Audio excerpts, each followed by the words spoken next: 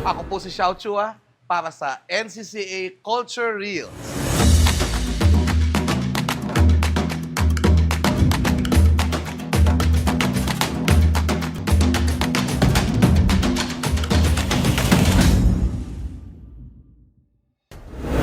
So, yung dating posisyon, yung dating pagpiesta-piesta, 'di ba? Eventually, pagka dumami na yung mga tao na nakikilahok, dumadalo, yun, nagkakaroon na yan na siyempre na nabubuhay yung komersyo.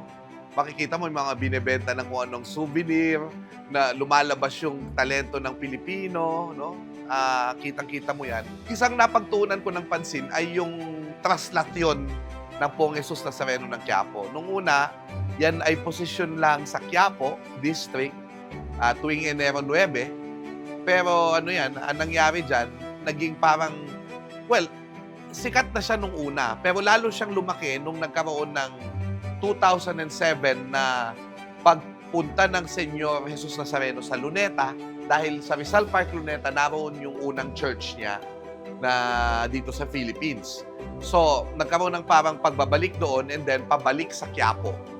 Yun yung tinatag na translasyon. Tinransfer from Bagong Bayan to Intramuros and then to Luneta. Kaya may ganung ruta na dumadaan dyan sa P. Burgos at papuntang Quiapo. But anyway, ang nangyari dyan, so naging translasyon na siya. So nakita nyo, pinaplano na siya ng lahat ng institusyon. Naging total social phenomenon o total social fact siya. Ibig sabihin, hindi na lang relihiyon ang kumokontrol dito. Hindi na lang siya religious feast, kundi kasama na yung national government, yung MMDA, yung NDRRMC, yung Disaster Risk Reduction and Management Council ng Pilipinas, nandyan yung City of Manila, nandyan yung mga doktor na nagvo-volunteer para magkaroon ng mga first aid at iba pa, no? So, makikita mo na yung buong bayan, pati yung mga usisero kasama na doon sa pista. At pinapagalaw siya, tayong lahat, buong bayan, yung media ay naroon upang tunghayan at lalo nga siyang lumaki kasi naging 24 hours yung coverage sa translasyon, nakatulong yung media dyan. Pero yung nakakalungkot dyan, pagka tinitignan siya ng maraming tao, kahit ng ilang Pilipino na, ay, ang gulo-gulo. Di ba? Parang bakit nagbabalyahan, bakit naguunahan sa paghawak sa senyor, bakit nagkakaroon ng tinatawag natin na mga parang crab mentality, hinihila pababa, may mga nakikitang ganon. Pero sa pag-aaral ko, yung palang nakikita nating magulo, may sistema pala yun. Alam pala ng mga deboto yung ginagawa nila.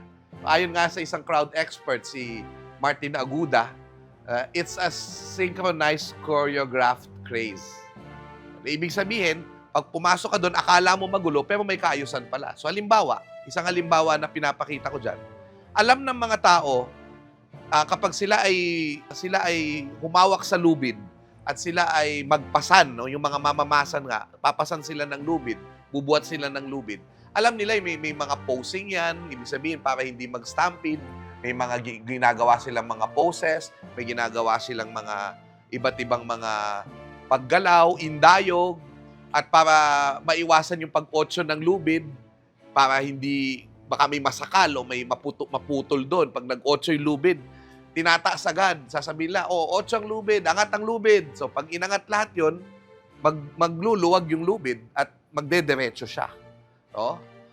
Tapos, makikita mo na sa paligid ng andas, umaakyat yung mga tao, inaapakan silang mga tao, na parang, ay, gusto nilang apakan yung iba para makahawak sa laylayan ng damit ng senyor. Pero, hindi pala yun ganon, no? Yung mga nasa gilid, ang tawag sa kanila ay tagapingga. At yung mga tagapingga, willing sila at debosyon nila at sacrifice nila ang maapakan ng kanilang balikat at ulo upang tulungang makakyat sa senyor ang kapwa nila. So yun noon, ganun yung translasyon. Kasi ngayon, nilagyan na ng salamin eh. Pero noon, ganun yung role noon. So, kapag tinignan nating mabuti, minsan hindi natin naiintindihan ang kulturang Pilipino, ginajudge natin agad sa lente ng kanluran. Pero pag tinignan mo yung inintindi mo siya sa perspektibo ng mga deboto, may bayanihan pala doon. May pakikipagkapwa-tao. Bakit ang lahat ay nakapaa? Hindi lang upang irespeto ang senyor, kundi upang ipakita na walang babae, walang lalaki, lahat pantay-pantay, at upang hindi makapanakit. Dahil kapag may sapatos ka doon, makakapanakit ka. So, pag makita mo ito, may kapwa factor sa ating mga pagpipista, sa ating mga pagdedebosyon. Makikita natin yan kasi pinagpapasalamat tayo sa Panginoon sa pamamagitan ng pagpapakain sa iba. Makikita niyan sa Quiapo. May mga pakaridad, may nagbibigay ng tubig, may nagbibigay ng pagkain. Libre ang pagkain sa Quiapo. Pagka may nakita kang bukas doon na nagpapakain, kahit hindi ka nila kilala, pwede kang kumain doon. So, pakaridad ang tawag nila doon. Pagbibigay ng pag-ibig. Yan ang katangian ng religious feasts sa ating bayan. Ang metapora ko kasi sa traslasyon, bayanihan ng Pilipino. Kasi ang goal nyo sa traslasyon, una gusto nyo makasama ang senyor, kaya kukunin nyo muna siya sa simbahan. Ipoposisyon nyo siya. Meron tayong goal, at yung goal ay maayos natin kinuha ang senyor sa simbahan, maayos natin siyang ibabalik. Tapos, with minimal casualties. Kasi milyon-milyon ang pumupunta.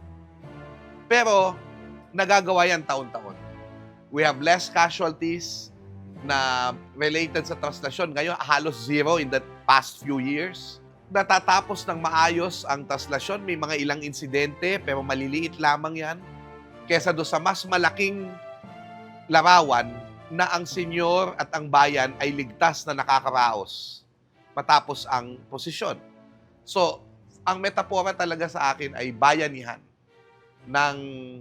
na tulad ng pagbubuhat natin ng bahay, tulad ng ginawa natin ng revolusyon na naipanalo natin ang revolusyon, tulad ng ginawa ng mga guerrilla nung digmaan, tulad ng ginawa natin ng people power, pagpapakita ng bayanihan ang traslasyon. So, isang keyword sa traslasyon at sa pagpapatakbo ng andas ay yung tinatawag na salya.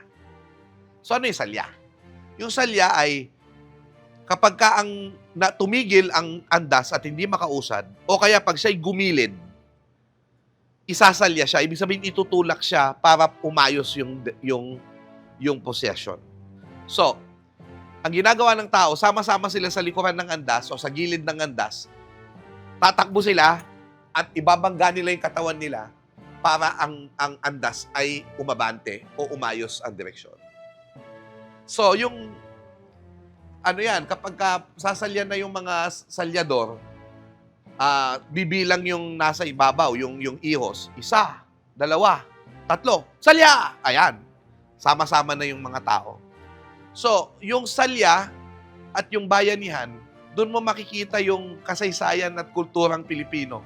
Kung paanong every time kapag may kailangan tayong gawing importante, malaki, pag may kalaban at hamon tayong kailangan kaharapin, pag nagsama-sama tayo, pag nagsalya tayo, pag nagbayanihan tayo, ay nananalo tayo. At naayos natin yung dapat ayusin. Yun ang aking metapora, na yung pista, hindi lang yan tungkol sa paghahanda, hindi lang yan tungkol sa pagsasaya. Ito'y gawain ng pakikipagkapwa-tao. Ito'y gawain ng bayanihan ng lahat ng nasa pamayanan, ng lahat ng nasa bayan. Nakakatuwa kasi dumadaan dyan sa Muslim village, Muslim town yung Nazareno, galing sa Ayala Bridge, no? Ang makikita mo dyan, pag dumaan siya sa Muslim town, yung mismong mga Muslim, makikita mo, may mga nagbabaw, ginagalang nila yung senyor. Diba, tandaan natin na ang Propeta Isa ay bahagi rin ng Quran. So, makikita mo doon na ang Quiapo Church ay may silsila dialogue, silsila peace dialogue, no? So, ito ay yung iniipon ng Quiapo Church, yung iba't ibang relihiyon na nasa Quiapo, upang sama-sama ay pag-usapan kung paano mapapanatili ang kapayapaan. They were able to found common humanity kasi yung mga Muslim sa Quiapo, tumatakas din sila mula sa isang digmaan nung unang panahon sa Mindanao. Kaya sila naroon. So, naghahanap lahat ng kapayapaan, naghahanap lahat ng kaayusan. 'Di ba parang dati yung Quiapo, parang nakakatakot sa Quiapo, 'di ba? Parang delikado doon. Pero naiiba na unti-unti yung reputasyon, 'di ba? Dahil nga may mga ganyan. Meron pa ring iilan na pasaway pero makikita mo rin na pagka gusto mong matutuhan ang kulturang Pilipino, punta ka sa Quiapo, makikita mo. Inclusivity, sa 10 taon ko na pagsasaliksik ng pag-inog ng translasyon, ito yung kahit may iba-iba kayong interes, tulad ng pamahalaan, simbahan, 'di ba minsan nag-aaway yan, yung mga opisyal ng gobyerno at yung mga pare, alam mo yun, yung mga minsan may mga nasasabi sa isa't isa sa iba't ibang issue, lalo na nitong mga nakaraang panahon na pinag-aralan ko, nandiyan yung issue ng EJK, nandiyan yung issue ng ano no ng kapulisan at kung ano-ano pa ng simbahan at iba pa. Pero kapag ka nagsama-sama, no, para harapin yung hamon, halimbawa yung paghahanda ng translasyon ng pista, walang hindi kayang gawin ng Pilipino. Lahat, kahit imposible, kaya niyang gawin.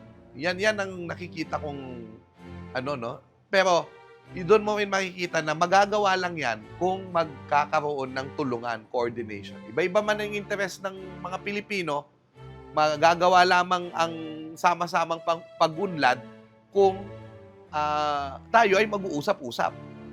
So I think yun yung pinapakita sa akin ng pista ng Quiapo, yung kung paano siya isinasagawa, no? Na ito'y ano, no, walang katapusang pag-uusap, pakiusap, pero ang importante, nagkakaroon ng kapayapaan dahil nag-uusap. Pag natigil na yung pag-uusap, pag wala na, hindi na natin pinapaniwalaan ng isa't isa, doon natitigil yung pambansang talastasan. And that's when we stop to become a nation. Muli, marami pong salamat. Makasaysayang araw sa inyo. Ako po si Xiao Chua, isang Filipino public historian para sa NCCA Culture Reels.